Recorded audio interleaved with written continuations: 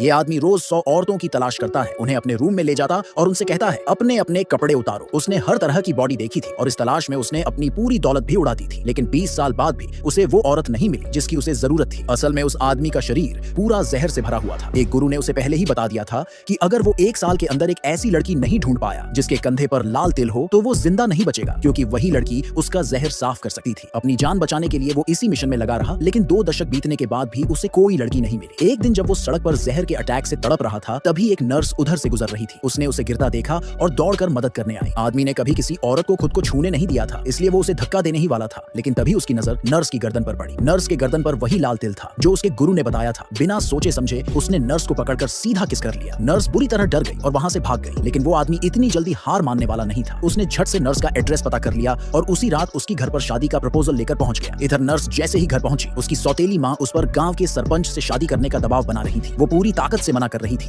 तभी अचानक एक गाड़ी उनके घर के सामने आकर रुकी। वो सीईओ की सेक्रेटरी थी जो शादी का गिफ्ट लेकर आई थी। छोटी बहन को लगा कि शायद हाल ही में हुई सिलेक्शन के दौरान सीईओ की नजर उस पर पड़ी थी, इसलिए वो शादी का प्रपोजल लेकर आया है। इसलिए वो तुरंत अपनी बड़ी बहन के सामने शो ऑफ करने लगी।